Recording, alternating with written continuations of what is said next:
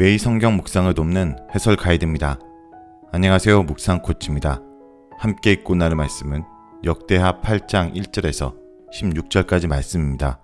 역대하 8장에서 9장은 솔로몬 전체 통치 기간 중에 일어났던 일들을 요약 정리하면서 그의 위대함을 부각시키고 있습니다.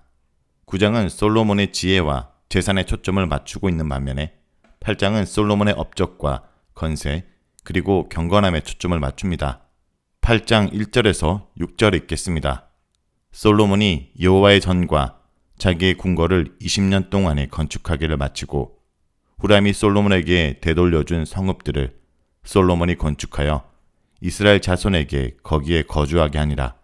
솔로몬이 가서 하맛소바를 쳐서 점령하고 또 광야에서 다드모를 건축하고 하맛에서 모든 국고성을 건축하고 또 윗 벳호른과 아래 벳호른을 건축하되 성벽과 문과 문빗장이 있게 하여 견고한 성읍을 만들고 또 바알랏과 자기에게 있는 모든 국고성들과 모든 병거성들과 마병의 성들을 건축하고 솔로몬이 또 예루살렘과 네바논과 그가 다스리는 온 땅에 건축하고자 하던 것을 다 건축하니라. 8장은 역대기에서 유일하게 솔로몬의 군사적 업적으로 간주되는 하맛소바의 정복을 포함하여 다양한 왕실 사업에 관심을 집중합니다. 1절에서 6절은 솔로몬의 건축 활동입니다. 솔로몬이 성전과 궁궐 건축을 모두 건축하는데 소요된 기간은 20년이었습니다. 여기에는 성전 건축 기간 7년 6개월과 왕국 건축 기간 13년이 포함됩니다. 역대기 저자는 이 수치를 제시하면서 솔로몬의 건축이 얼마나 대단하였는지를 나타내었습니다. 그러나 이러한 수치는 그동안 백성의 노고가 매우 심하였음을 은연중에 나타냅니다. 또한 장기간 계속된 솔로몬의 건축 활동, 특히 성전 건축은 즉위 초기에 존재했던 불만 세력들을 물밑으로 숨어버리게 하는 효과를 가져왔습니다. 왜냐하면 성전을 건축한다는 명분을 내세우는 솔로몬에게 대적하는 것은 여호와를 대적하는 것이기 때문입니다.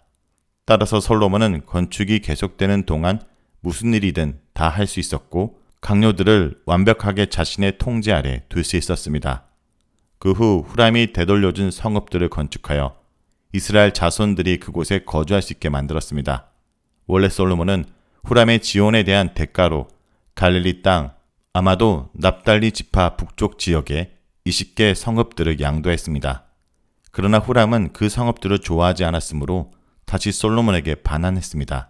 본문에서 기록되지는 않았지만 솔로몬은 그에 상응하는 대가를 치렀을 것입니다. 솔로몬의 다양한 건축 활동의 목록을 3절에서 6절은 제시합니다. 솔로몬은 하맛소바를 점령한 뒤 그곳과 다드몰의 국고성을 건축했습니다. 이 두 도시들은 메소포타미아 지역의 통상로들의 위치에 있었으므로 솔로몬은 메소포타미아의 무역을 시도하려는 주변 나라들의 상당한 영향력을 발휘할 수 있었습니다. 또한 그 도로들에서 얻은 통행료 혹은 관세가 솔로몬에게 상당한 부를 가져다 주었습니다.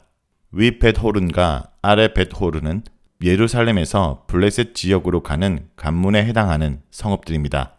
이 성읍들을 거쳐서 해안길로 가게 되며 게셀이나 욥바와 같은 주요 도시들로 들어갈 수 있었습니다.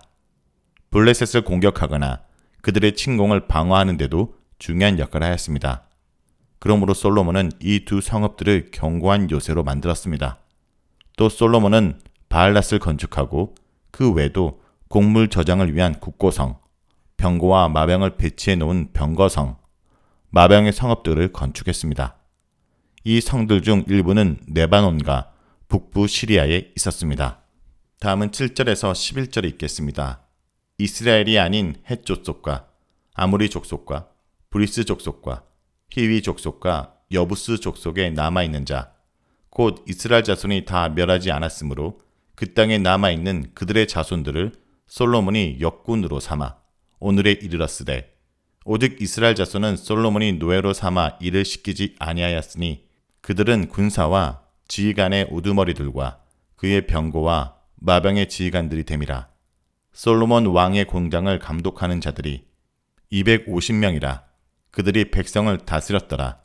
솔로몬이 바로의 딸을 데리고 다윗 성에서부터 그를 위하여 건축한 왕궁에 이르러 이르되 내 아내가 이스라엘 왕 다윗의 왕궁에 살지 못하리니 이는 여호와의 궤가 이른 곳은 다 거룩함이라 하였더라. 7절에서 10절은 이방인과 이스라엘 민족을 언급합니다. 솔로몬 시대에도 헷, 아모리, 브리스, 히위, 그리고 여부스와 같은 가나안 민족들이 이스라엘 영토 안에 거주하고 있었는데 솔로몬은 이들을 국가의 부역에 동원하였습니다. 이 민족들은 여호수아와 사사 시대에 쫓아내지 못한 가나안 사람들로서 그 후 이스라엘과 함께 살고 있었습니다. 이 부역을 인정사정 없는 강제 노동이라고 생각할 필요는 없습니다. 고대 세계에서는 이러한 노동에 참여하는 것이 국민의 당연한 의무였기 때문입니다. 단지 솔로몬은 이들을 가능한 전쟁의 병사로 활용하지 않으려고 했습니다. 그들에게 무기를 주고 군사작전에 참여하게 하면 후에 반란을 일으킬 가능성도 있었기 때문입니다.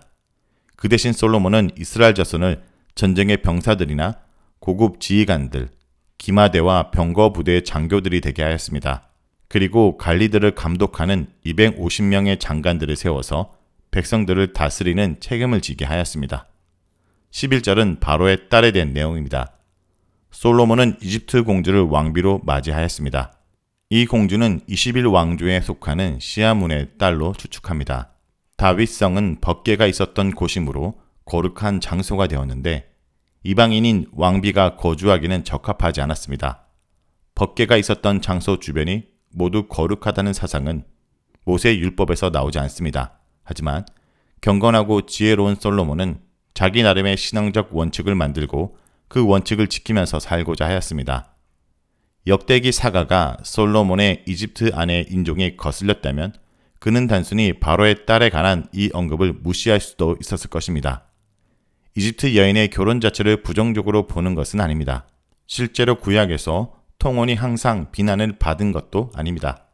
신명기 21장 10절에서 14절은 전쟁에서 포로로 잡혀온 이방인 여성들과 결혼 관례를 묘사하면서 포로 신부들을 존중해야 된다고까지 말합니다. 룻기의 모압 여인 룻 역시 보아스와 결혼하여 다윗 왕조의 증조 할머니가 됩니다. 하지만 이집트 여인을 위해 별궁까지 마련한 것은 성전의 제의적인 순수성을 유지하기 위한 그의 노력을 강조하고 있는 것입니다. 다음은 12절에서 15절 읽겠습니다. 솔로몬이 낭실 앞에 쌓은 여호와의 제단 위에 여호와께 번제를 드리되 모세의 명령을 따라 매일 일가대로 안식일과 초하루와 정한 절기 곧 1년의 세 절기 무교절과 칠칠절과 초막절에 드렸더라. 솔로몬이 또 그의 아버지 다윗의 규례를 따라 제사장들의 반열을 정하여 섬기게 하고 레위 사람들에게도 그 직분을 맡겨 매일의 일가대로 찬송하며 제사장들 앞에서 수종 들게 하며 또 문지기들에게 그 반열을 따라 강문을 지키게 하였으니 이는 하나님의 사람 다윗이 전에 이렇게 명령하였습니다. 제사장들과 레위 사람들이 굽고 일에든지 무슨 일에든지 왕이 명령한 바를 전혀 어기지 아니하였더라. 12절에서 15절은 각종 제사들과 섬기는 사람들을 언급하고 있습니다. 솔로몬은 모세의 명령에 따라서 절기에 맞춰 공식적인 예배를 드렸습니다. 여기서 무교절은 유월절을 포함하고 있습니다. 무교절은 구원의 급박성을 상징하기 위해 누룩 없는 빵을 먹는 절기입니다. 칠칠절은 유월절 이후 50일째 되는 날이므로 오순절이라고도 부릅니다. 이는 봄 추수를 기념하고 즐거워하기 위한 절기이며 유대인들은 이 날이 하나님께서 십계명을 비롯한 율법을 이스라엘 백성에게 수여하신 날이라고 생각합니다. 초막절은 출애굽한 이스라엘 백성이 광야에서 유랑할 때 하나님께서 그들을 보호하여 주셨음을 기념하면서 가을 추수가 끝난 것을 즐거워하기 위한 절기입니다. 솔로몬은 다윗이 정해놓은 규례에 따라서 제사장은 예배를 인도하게 하고 레위인들은 제사장들의 일을 보조하는 것 외에 찬송과 성전 경비를 맡게 했습니다. 본문은 다윗을 하나님의 사람이라고 부릅니다. 이 칭호는 주로 모세나 사무엘과 같은 선지자들을 가리키는데 하나님의 뜻을 철저하게 따르면서 하나님의 보호와 지원을 받는 사람을 말합니다. 다윗은 성경에서 3번 하나님의 사람이라고 불린 유일한 사람입니다. 3번 모두 역대기 역사서에서 다윗의 제의 속에 있는 제사장들과 레위인들의 예배와 관련된 곳에서 그렇게 불립니다. 솔로몬은 부왕이 꿈꾸던 바를 신실하게 실행했습니다. 적법한 성전 제의가 수립됨으로써 솔로몬은 진실로 그의 소명을 완수하게 됩니다. 마지막으로 16절이 있겠습니다. 솔로몬이 여호와의 전의 기초를 쌓던 날부터 준공하기까지 모든 것을 완비하였으므로 여호와의 전 공사가 결점 없이 끝나리라. 16절은 성전의 완공을 말합니다. 솔로몬은 건축이 시작될 때부터 마칠 때까지 필요한 모든 것을 잘 준비하였으므로 공사가 순조롭게 완벽하게 끝날 수 있었습니다. 여기서 솔로몬의 지혜와 능력을 엿볼 수 있습니다. 자, 여기까지가 역대하 8장 1절에서 16절까지 말씀입니다. 오늘 말씀을 통해 우리는 무엇을 묵상하고 적용해야 할까요?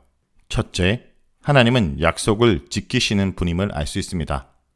솔로몬에게 약속하셨던 축복을 하나님은 성취하셨습니다. 나라의 기틀을 마련할 국고성과 요새들을 건축하게 하고 성전 종교의 기틀을 다지게 하셨으며 경제적인 부유함도 허락하셨습니다. 솔로몬이 하나님의 율법과 명령 안에 행할 때 하나님께서 약속하신 축복은 틀림없이 주어졌습니다.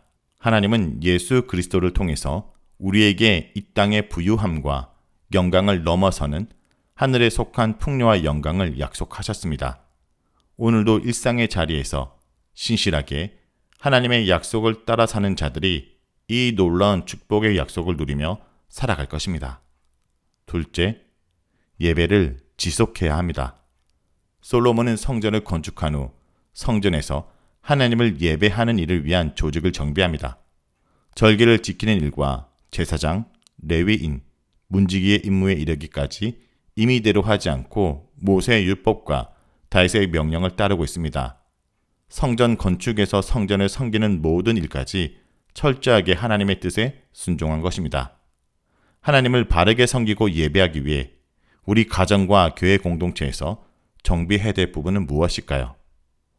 또 오늘 우리가 기억하고 계승해야 될 신앙의 선배들의 유산은 무엇일까요?